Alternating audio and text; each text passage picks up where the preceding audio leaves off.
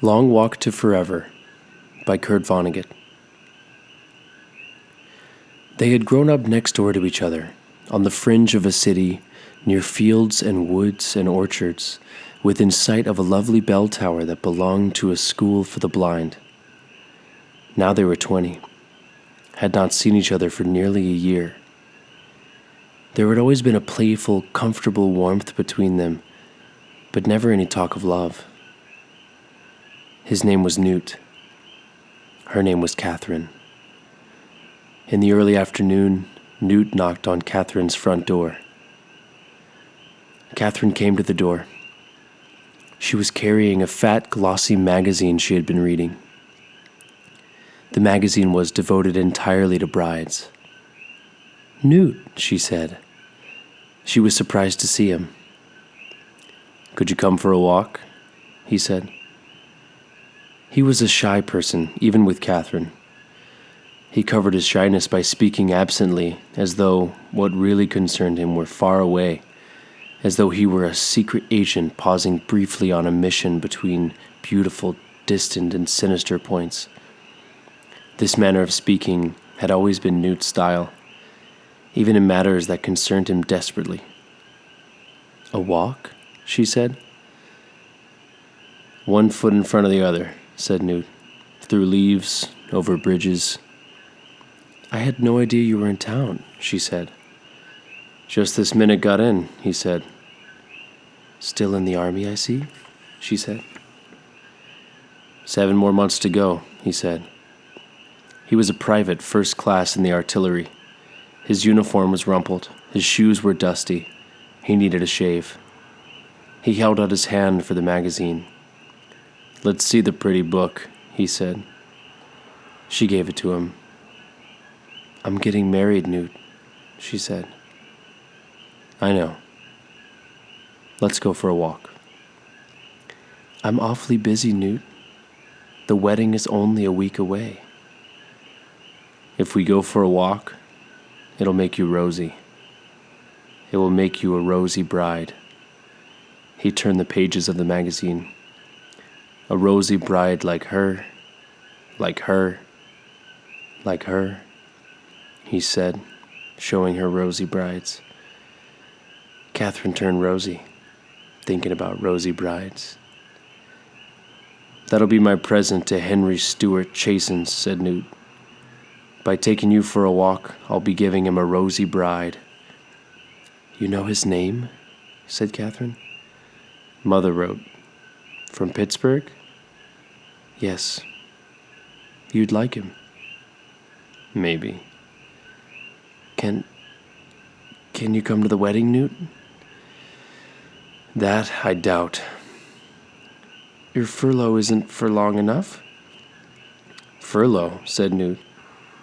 He was studying a 2-page ad for flat silver. "I'm not on furlough." "Oh?" "I'm what they call AWOL," said Newt.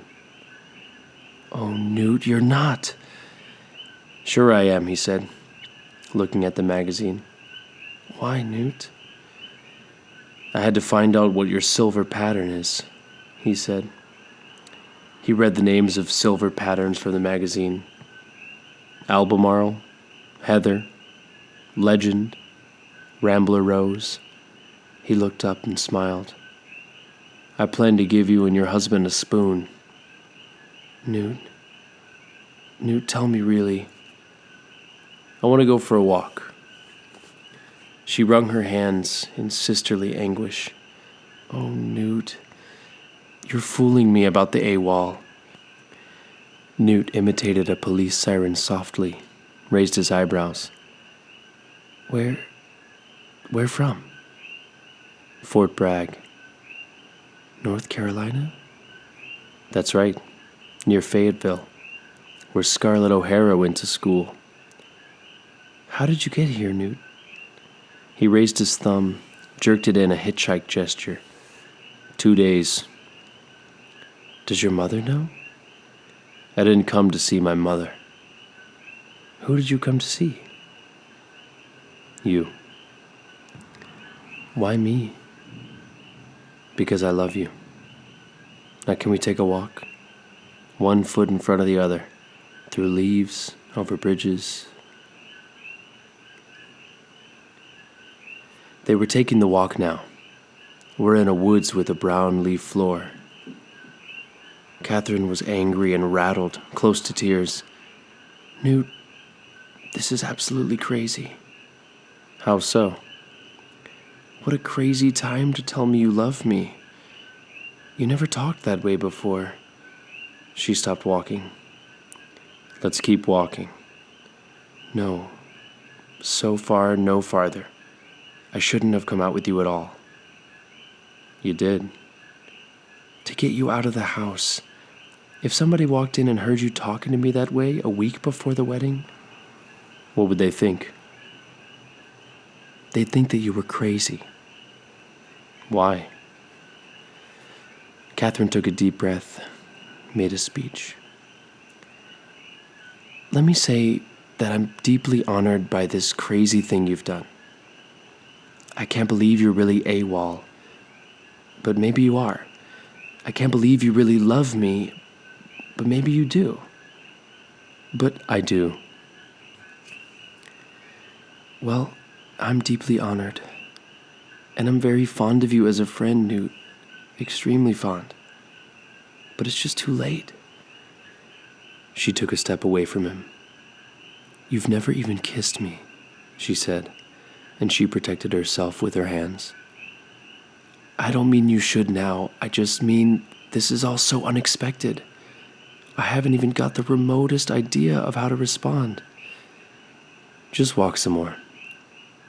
Have a nice time. They started walking again. How did you expect me to react? How would I know what to expect? I've never done anything like this before. Did you think I would throw myself into your arms? Maybe. I'm sorry to disappoint you. I'm not disappointed. I wasn't counting on it. This is very nice, just walking. Catherine stopped again. You know what happens next? Nope. We shake hands. We shake hands and part friends. That's what happens next. Newt nodded. All right. Remember me from time to time. Remember how much I loved you. Involuntarily, Catherine burst into tears. She turned her back to Newt, looked into the infinite colonnade of the woods. What does that mean? Said Newt. Rage, said Catherine. She clenched her hands. You have no right. I had to find out. If I'd loved you, I would have let you know before now. You would? Yes, she said. She faced him, looked up at him, her face quite red. You would have known. How? You would have seen it. Women aren't clever at hiding it. Newt looked closely at Catherine's face now. To her consternation, she realized that what she had said was true, that a woman couldn't hide love.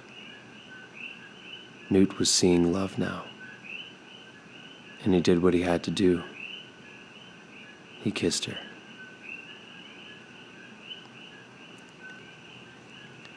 You're hell to get along with, she said when Newt let her go. I am. You shouldn't have done that. You didn't like it? What did you expect? Wild, abandoned passion? I keep telling you, I never know what's going to happen next. We say goodbye. He frowned slightly. All right. She made another speech. I'm not sorry we kissed. That was sweet. We should have kissed. We've been so close. I'll always remember you, Newt. And good luck. You too. Thank you, Newt. 30 days, he said. What? 30 days in the stockade. That's what one kiss will cost me. I'm sorry, But I didn't ask you to go AWOL. I know. You certainly don't deserve any hero's reward for doing something as foolish as that. Must be nice to be a hero. Is Henry Stuart Chasins a hero? He might be, if he got the chance, said Catherine. She noted uneasily that they had begun to walk again. The farewell had been forgotten. You really love him? Certainly I love him, she said hotly. I wouldn't marry him if I didn't love him. What's good about him? Honestly, she cried, stopping again, do you have any idea how offensive you're being? Many, many, many things are good about Henry.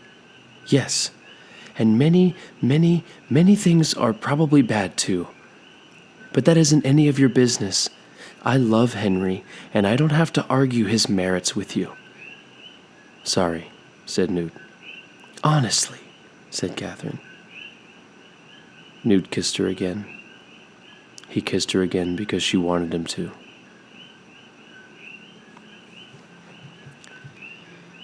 They were now in a large orchard. How did we get so far from home, Newt? One foot in front of the other, through leaves, over bridges. They add up the steps. Bells rang in the tower of the school for the blind nearby. School for the blind. School for the blind, said Catherine. She shook her head in drowsy wonder. I've got to go back now. Say goodbye. Every time I do, I seem to get kissed. Newt sat down on the close-cropped grass under an apple tree. Sit down. No. I won't touch you. I don't believe you. She sat down under another tree, 20 feet away from him. She closed her eyes. Dream of Henry Stuart Chasins. What? Dream of your wonderful husband-to-be. All right, I will. She closed her eyes tighter, caught glimpses of her husband-to-be. Newt yawned. The bees were humming in the trees, and Catherine almost fell asleep. When she opened her eyes, she saw that Newt really was asleep. He began to snore softly. Catherine let Newt sleep for an hour, and while he slept, she adored him with all her heart. The shadows of the apple trees grew to the east. The bells in the tower of the school for the blind rang again. Chickadee-dee-dee, went a chickadee. Somewhere far away, an automobile's starter nagged and failed, fell still. Catherine came out from under her tree, knelt by Newt. Newt? He opened his eyes. Late. Hello, Catherine. Hello, Newt. I love you. I know. Too late. Too late. He stood, stretched groaningly. A very nice walk. I thought so. Part company here. Where will you go? Hitch into town. Turn myself in. Good luck. You too. Marry me, Catherine? No. He smiled, stared at her for a moment, and then walked away quickly. Catherine watched him grow smaller in the long perspective of shadows and trees, knew that if he stopped and turned now, if he called to her, she would run to him. She would have no choice. Newt did stop. He did turn. He did call. Catherine, he said. She ran to him. put her arms around him, could not speak.